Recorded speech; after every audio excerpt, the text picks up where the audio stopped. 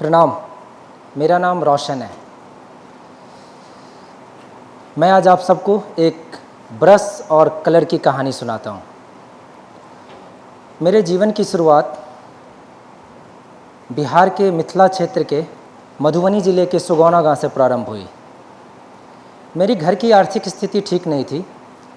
इस बात का पता मुझे बचपन में ही लग गया था, जब मेरे घर में दोनों वक्त चूल्हा नहीं जल पाता था। बारिश का मौसम किसे नहीं पसंद है, लेकिन वो पानी की बूंदें अगर आपके घर में टपकने लगे तो वो बड़ा ही कठिनाइयाँ हो जाती हैं जीवन में। मेरी प्रारंभिक शिक्षा गांव के ही एक छोटे से स्कूल में प्रारंभ हुई। मुझे पढ़ाई में उतना ज़्यादा मन नहीं लगता था। मेरी दादी जो कला का काम करती थी, उसमें मुझे बहुत ज़्यादा मन लगता था। मैं स्कूल से जब भी आता, उनके द्वारा किए गए कार्यों को बड़े गौर से देखता था और उसे करना चाहता था। अब मैं धीरे धीरे पढ़ाई से अपनी कला की तरफ ज़्यादा आकर्षित हो गया। मैं ये सोचने लगा कि इस कला को लेकर क्या अच्छा हो सकता है, कैसे हमारी स्थिति ठीक हो सकती है। मेरे दादाजी की अर्ली एज में मृत्यु हो गई थी और घर की सारी रिस्पॉन्सिबिलिटी मेरे दादी के ऊपर थी। वो बहुत ही धैर्यशाली थी। अब मेरी जर्नी शुरू होती है, उस कला को लेकर बाहर निकलने लगा मैं। मेरे एक अंकल जो कि पास के ही एक शहर मुजफ्फरपुर शिफ्ट हो गए थे, मैं उनके पास गया और कला सीखने लगा। उसी कला सीखने के दौरान कुछ सालों में मैं पेंटिंग्स बनाने लगा। Water colour, charcoal painting, modern art, ये सब मैंने उनसे सीखा। अब मैं वहाँ के लीड, बैंक, स्कूल, कॉलेज, इन सब का काम करने लगा। एक दिन मेरे अंकल मुझे बताए कि आज डीएम साहब के यहाँ जाना है। मैं बहुत खुश हुआ और डीएम साहब से मिलने गया। वो मेरे कार्य को बहुत ही सराहे और मुझे बताए कि अगर आपको कला के क्षेत्र में कुछ अच्छा करना है तो आप किसी बड़े सिटी का चयन कीजिए। तब तक मेरा 10वीं आ गया गांव में और मैं 10वीं का परीक्षा देने गांव आ गया। मैं पढ़ाई में बिल्कुल ही माइनस था, लेकिन मैं शुक्रगुजार हूँ उन दोस्तों का जिन्होंने मुझे जैसे तैसे 10वीं में पास करा दिया। अब मैं फिर से मुजफ्फरपुर आ गया। मैं मुजफ्फरपुर में स्टेशन के पास जब भी काम कर रहा होता था पेंटिंग का, तो मैं बड़े गौर से लोगों को देखता था। जिस जिस सिटी से लोग आते थे, मुंबई, दिल्ली, बेंगलोर, कलकत्ता, लेकिन मुझे जो सबसे ज़्यादा आकर्षित किया वो था मुंबई का कलरफुल ट्रॉली बैग और उनका ड्रेसिंग सेंस।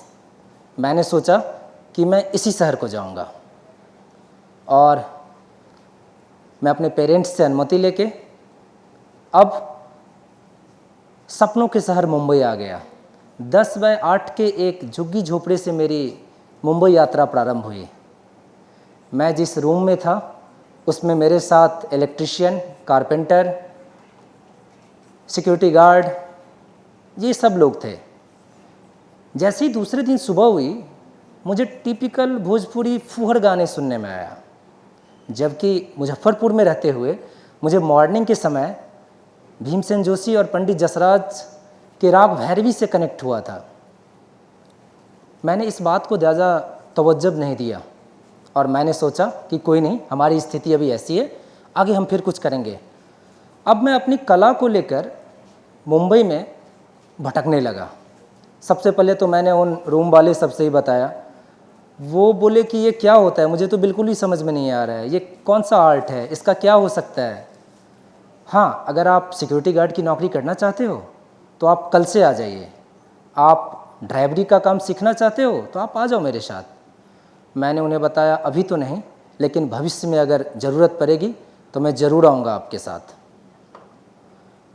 अब मैं अपनी कला को लेकर लोगों को दिखाना शुरू किया। उसी कड़ी में मैं कुछ रिलेटिव्स के पास गया।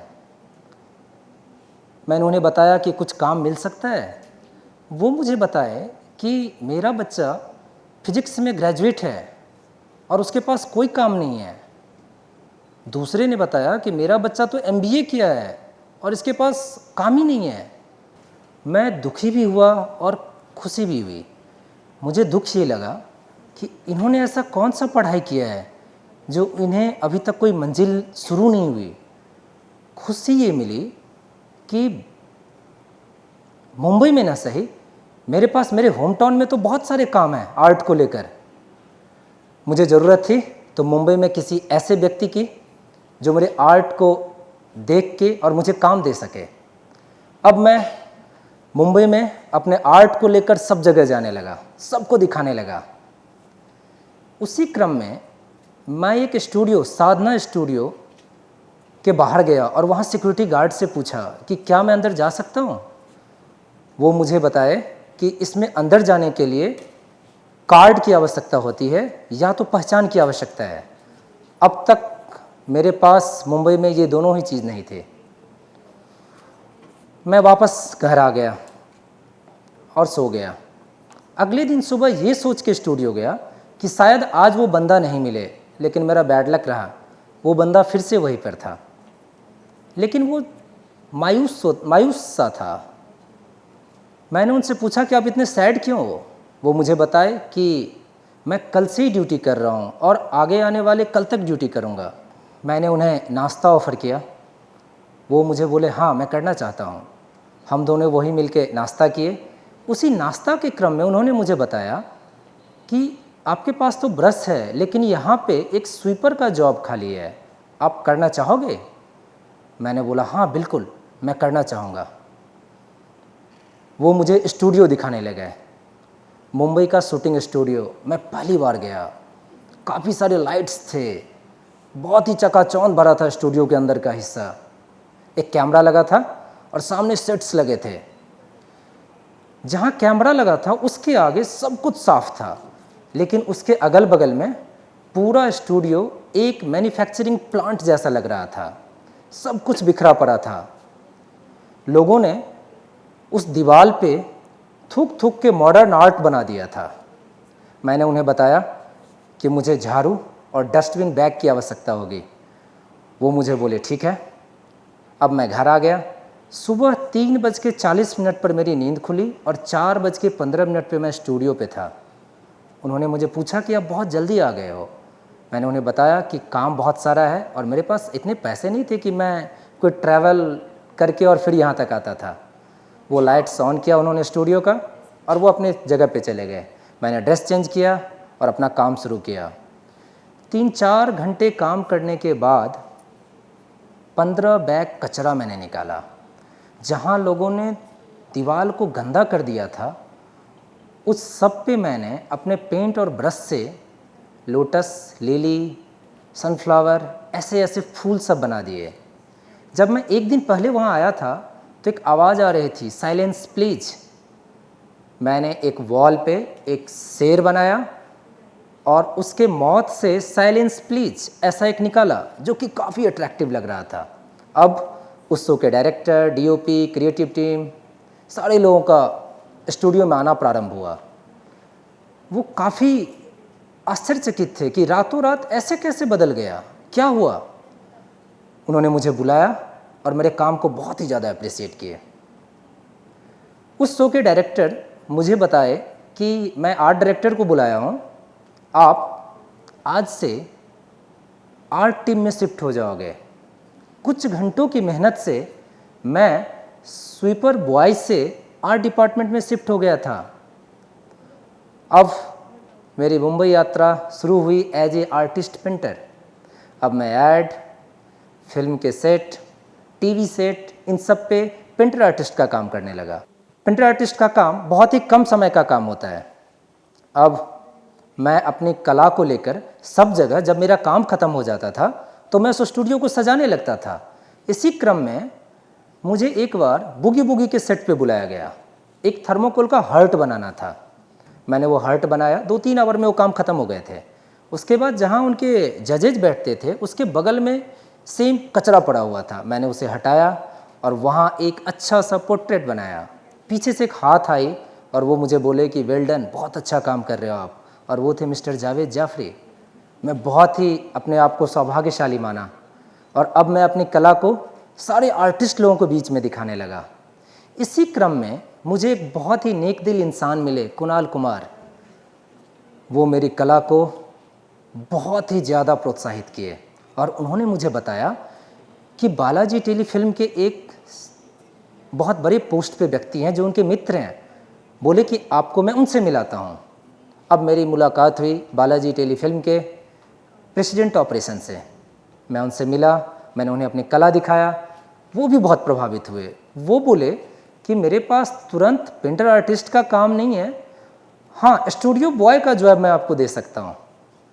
मैंने बोला ठीक है।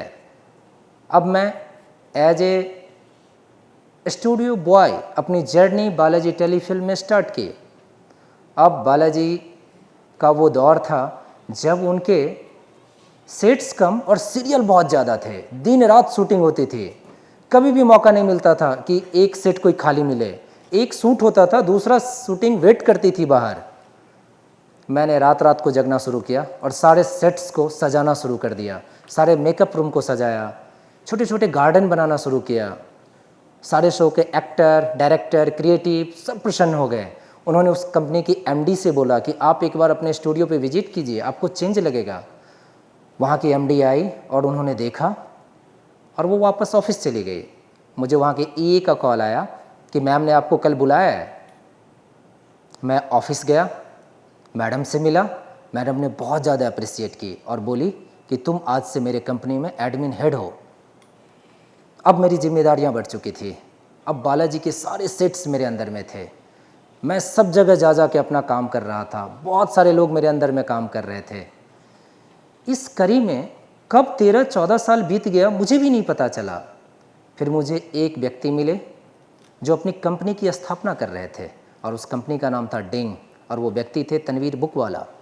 उन्होंने मुझे ऑफ़र किया कि तुम मेरे कंपनी में as a operation head join करो। अब मैं उनकी कंपनी में एज ए ऑपरेशन हेड था। जो आर्टिस्ट कल तक मुझे अप्रिसिएट कर रहे थे, उन सब आर्टिस्ट से अब मैं कॉस्ट के बारे में बात कर रहा था, जो कि मुझे काफ़ी आनंद दे रहा था। अब मैं इनके साथ मिलके बहुत सारे शो में काम किए, जिसमें हिट शो, अपहरण और असुर जैसा शो रहा। आगे भी बहुत सारे शो और फिल्म हम कर रहे हैं जो आपको बहुत ही पसंद आएगा। हालांकि अब ये कंपनी बालाजी टेलीफिल्म की सिस्टर कंसल्टेंसी कंपनी है। अब हम साथ में मिलकर काम कर रहे हैं। यहाँ मैं सफलता का मतलब सिर्फ पैसे से नहीं देना चाहता हूँ। अगर आपके जीवन में अच्छे व्यक्ति आते हैं, अच्छे व्यक्तियों का मिलना होता है आपके जीवन में, वो भी एक सफलता का ही सूचक है। मेरी यात्रा में जिनसे मैं सबसे ज़्यादा प्रभावित रहा वो हैं मेरे अंकल सतीश चौधरी जी, जिन्होंने मुझे कला के बारे में ज्ञान दिया। अब मेरे पास मुंबई में एक अपना आर्ट गैलरी है। बहुत सारे कॉरपोरेट कंपनी मेरे पेंटिंग्स ईयरली लेती है। हाँ, एक और किस्सा मुझे याद आ रहा है छोटा सा। फिल्म सिटी में कुछ समय पहले शूटिंग बंद हो गई थी। वर्कर एसोसिएशन और प्रोड्यूसर एसोसिएशन, इन दोनों के बीच मतभेद हो गया था, जिस कारण फिल्म सिटी की जो इनकम ऑफ सोर्स थी वो जीरो हो गई थी। मैंने वहाँ के एमडी को सजेस्ट किया कि आप कुछ ऐसा क्यों नहीं करते हैं जो शूटिंग नहीं भी रहे तो भी यहाँ का रेवेन्यू जारी रहेगा। वो बोले ऐसा क्या हो सकता है। मैंने उन्हें अपना कॉन्सेप्ट बताया, उन्हें बहुत पसंद आया और मैं आप सबको बताना चाहता हूँ कि आज वो बॉलीवुड टूरिज़्म के नाम से बहुत ही सफलतापूर्वक वो काम कर रही है, जहाँ पर आज फिल्म सिटी की रेवेन्यू शूट से ज़्यादा, शूटिंग देखने वाले से ज़्यादा पैसा आ रहा है। मेरे लिए बहुत ही गौरव का पल था। एक संस्कृत का श्लोक है, विद्या ददाति विनयम विनयाद यादि पात्रत्वाम पात्रत्वाम धनोपाप्ति धनम धर्मः तथा सुखम। यहाँ मैं विद्या का मतलब सिर्फ फिजिक्स, केमिस्ट्री, बायो से नहीं, विद्या का मतलब कला से देना चाहता हूँ। हो सकता है आप फिजिक्स में तेज़ नहीं होंगे, हो सकता है आपको केमिस्ट्री नहीं समझ में आती होगी, लेकिन कला रूपी केमिस्ट्री अगर आपको समझ में आती है तो आप उससे भी सफल हो सकते हैं। मैं उन सब बंदे जो कि आज स्वीपर, इलेक्ट्रीशियन, कारपेंटर इनका काम करते हैं, उन सब से आग्रह करता हूँ कि आप सिर्फ इतने तक ही अपने आप को सीमित मत रखिए। आपका जब वो काम खत्म हो जाता है उसके बाद आप ये देखिए कि आपके द्वारा और क्या अच्छा हो सकता है, आपके आसपास की क्या चीज़ें अच्छी हो सकती है। बहुत बहुत धन्यवाद। रोशन।